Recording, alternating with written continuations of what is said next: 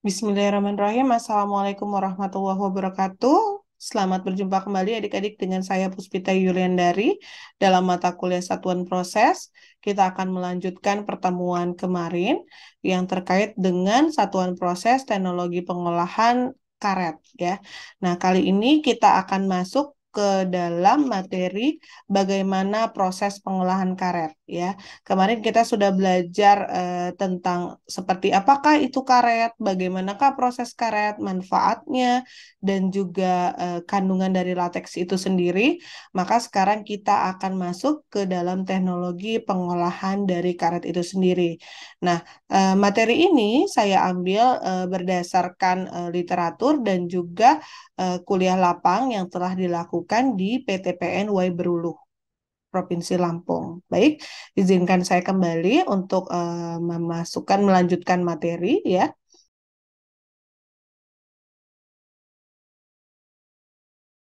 Maka hari ini kita akan masuk ke dalam proses pengolahan karet ya. Jadi proses pengolahan karet itu artinya adalah bagaimana lateks itu masuk ke dalam pabrik ya. Jadi pertama kali lateks itu masuk dikumpulkan dari para petani lateks itu sendiri ya, atau para petani karet dikumpulkan ke dalam suatu wadah, dimasukkan ke dalam drum, kemudian nanti drum itu dimasukkan ke dalam truk ya, truk yang pada akhirnya membawa lateks itu sendiri ya. Jadi kalau kita katakan adalah ketika lateks itu sudah ditampung dalam truk-truk atau tempat-tempat penampungan yang dibawa oleh mobil ya, kemudian dibawa ke karet, maka mobil atau truk yang membawa lateks itu akan menghantarkan lateks itu kepada tempat penampungan lateks ya. Jadi proses pengolahan lateks pertama itu yang dilakukan adalah proses penampungan lateks ya. Seperti apakah proses penampungan lateks ya? Jadi kalau kita berbicara untuk memulai pengolahan karet itu diawali dengan mengumpulkan atau diawali dengan mengecek dari lateks itu sendiri ya. Jadi mendapatkan bahan baku lateks itu yang dibawa dari kebun oleh truk-truk menuju pabrik. Nah, kita harus memilih lateks yang segar. Nah, lateks segar tersebut harus dalam keadaan cair dan untuk mencegah terjadinya penggumpalan lateks selama perjalanan menuju pabrik ya biasanya dilakukan penambahan amonia. Jadi selama ini kita beranggapan bahwa lateks yang dikumpulkan oleh para petani itu menggumpal. Padahal yang dibutuhkan oleh pabrik itu adalah lateks dalam kondisi cair. Nah, untuk menjaga kondisi agar lateks itu tetap segar dan tidak terjadi penggumpalan dalam proses perjalanan, maka ditambahkan yang namanya amonia. Nah, penambahan bahan kimia ini sebagai antikoagulasi akibat dari guncangan, kemudian bisa juga suhu yang naik turun ya, atau perubahan suhu yang tidak bisa dikendalikan pada saat proses membawa atau pada proses pengangkutan lateks menuju pabrik. Kemudian bisa juga adanya bakteri atau mikroorganisme yang masuk di dalam getah atau di dalam lateks tersebut atau kondisi-kondisi yang lainnya. Nah, jadi amonia ini atau NH3 ini merupakan bahan kimia yang sering digunakan karena bersifat desinfektan ya. Jadi berfungsi membunuh bakteri, sifatnya adalah basa sehingga dapat mempertahankan atau menaikkan pH dari lateks serta mengurangi logam dan lainnya. Nah, ini menurut si Tanggang tahun 2017. Jadi ini sangat penting agar nanti ketika lateks dibawa oleh truk-truk ke pabrik masih dalam kondisi cair ya. Nah, selanjutnya adalah apabila sudah masuk ke tempat penampungan cairan atau lateks tersebut akan masuk ke dalam stasiun penimbangan atau proses penimbangan. Nah, Biasanya lateks yang berasal dari kebun dan sampai pabrik itu akan dilakukan penimbangan terlebih dahulu menggunakan jembatan timbang yang memiliki kapasitas dari 30 ton. Nah, ini kapasitas 30 ton itu ditentukan oleh pabrik di PTPN 7 Weberuluh ya. Jadi bisa saja di PTP di pabrik karet lainnya itu berbeda. Ya, jadi ini kita mengambil dasarnya dari PTPN Weberuluh. Nah, selanjutnya kalau sudah mengalami proses penimbangan, truk tersebut akan masuk ke dalam stasiun penentuan kadar karet kering ya atau KKK atau K3. Nah, sebelum lateks masuk ke dalam tahap selanjutnya dilakukan penentuan kriteria. Jadi kriteria itu akan menentukan apakah latex tersebut masuk ke dalam R55 atau SIR ya. Untuk menentukan bukan R55, RSS ya. Jadi bahasanya itu adalah RSS atau SIR. Nah, untuk menentukan RSS atau SIR ini dapat dilakukan dengan menggunakan alat bantu yaitu berupa kaca persegi panjang ya. Kaca persegi panjang itu bening ya, tebal. Kemudian diambil sampelnya, ya, kemudian dilihat pada kaca tersebut. Apabila terdapat butiran per 2 cm dan butiran lebih dari 3, maka akan dialihkan menuju pengolahan dari sir itu sendiri. Sedangkan untuk kriteria R55 sendiri akan memiliki tampilan yang putih dan merata, ya.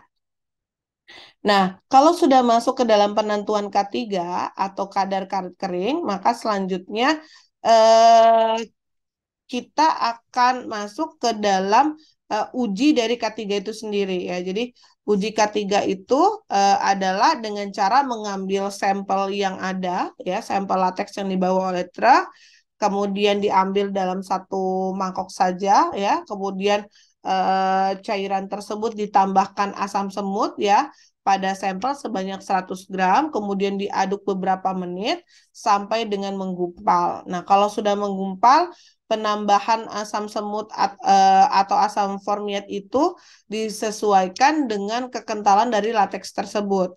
Nah, pada proses ini menggunakan asam semut tersebut bertujuan untuk menggumpalkan si lateks tersebut dan menurunkan pH dari lateks tersebut.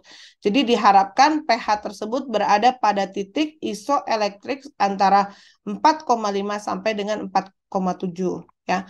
Nah, karakteristik dari asam semut sendiri berupa cairan jernih yang tidak berwarna, mudah larut dalam air, berbau dan merangsang serta memiliki reaksi asam pada proses pengencerannya.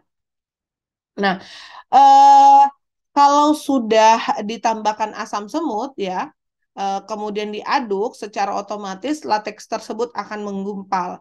Kalau sudah menggumpal, kemudian gumpalan tersebut akan digiling ya atau akan digilas sebanyak 12 kali dengan menggunakan alat penggiling ya dengan permukaan halus dan kasar ya sambil dialiri air ya. Lalu dikrep atau hasil gilingan tersebut dikeringkan dengan menggunakan handuk ya, tujuannya adalah menghilangkan kadar air. Pengeringan tersebut untuk mengurangi kadar air yang ada pada krep tersebut, lalu dilakukan penimbangan dengan perhitungan kadar karet kering ya. Jadi kadar karet kering itu adalah persentase kandungan partikel karet alam atau polisoprena yang terdapat pada bahan olahan karet. Dalam hal ini, koagulum lateks yang sudah ditambahkan perlakuan bahan adiktif. Jadi kalau kita menghitung secara perhitungannya adalah kadar karet kering itu adalah berat lembaran karet dibagi dengan berat sampel lateks dikali dengan faktor pengeringnya. Ya, ini adalah perhitungan dari kadar karet keringnya. Nah, selanjutnya kalau sudah dilakukan perhitungan dari kadar karet kering, dilakukan penyaringan. Ya, jadi penyaringan ini tujuannya adalah penyaringan itu dilakukan sebelum dilakukan pengenceran. Jadi latek terlebih dahulu disaring dengan saringan 40 mes.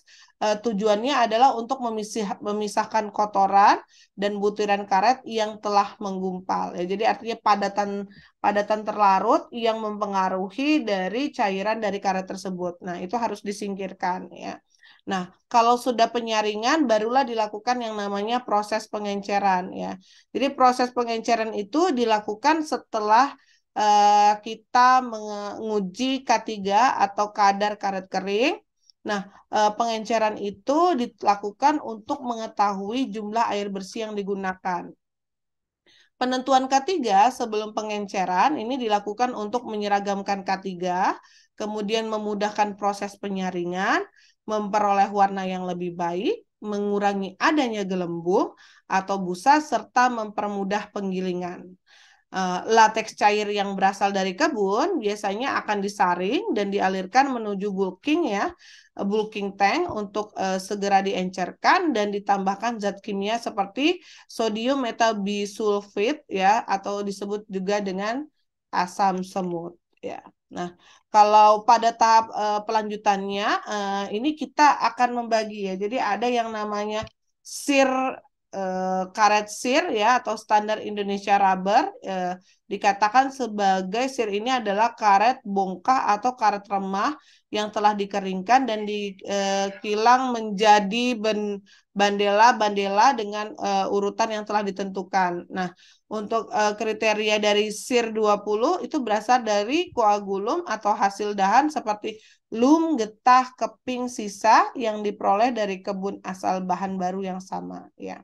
Nah, kita akan masuk ke dalam tahap pengenceran SIR ya. Jadi SIR tadi standar Indonesian rubber ya. Jadi untuk pengenceran SIR, lateks yang sudah disaring akan masuk ke dalam bulking tank yang kemudian dilakukan pengenceran sampai kadar karetnya mencapai 18-20%.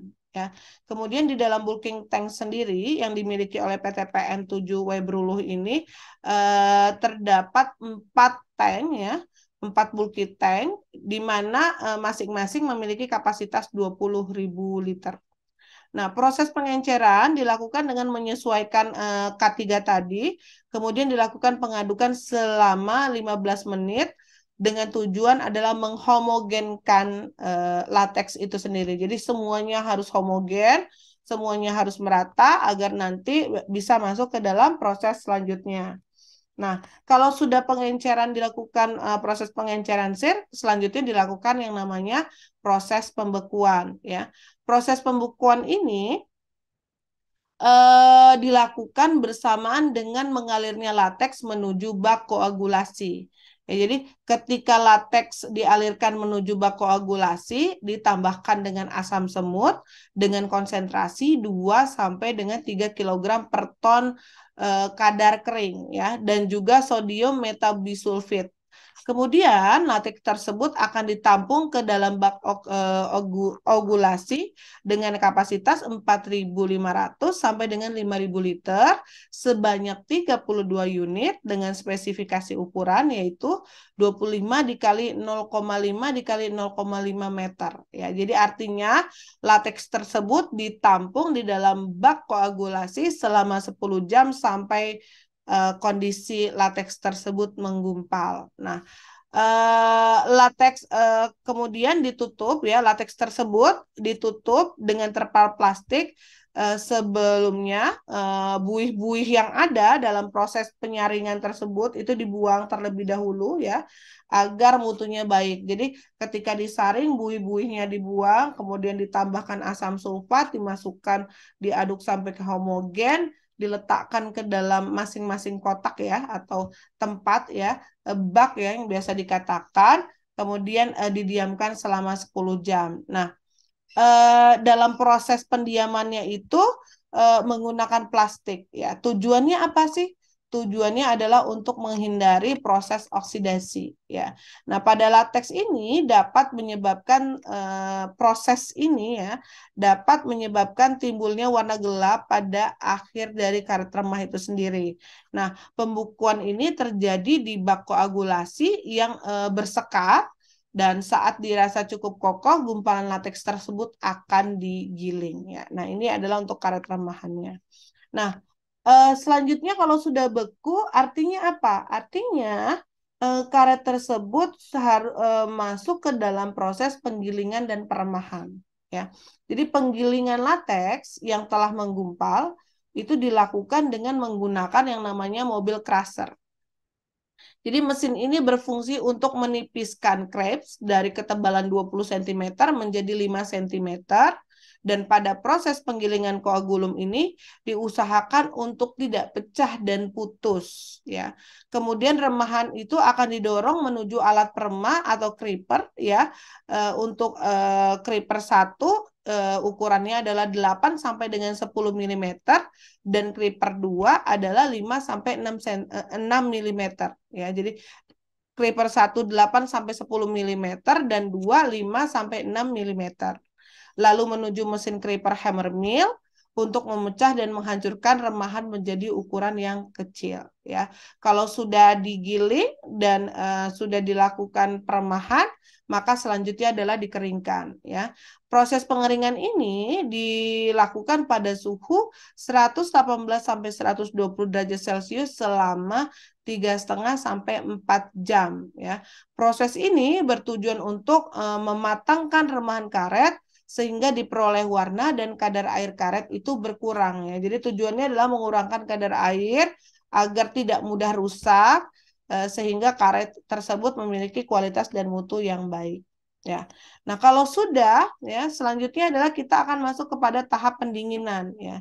Jadi pendinginan itu dikatakan merupakan tahap di mana remahan karet itu sudah matang dan akan didinginkan pada suhu 40 derajat Celcius ya agar tidak terjadi perubahan warna menjadi merah.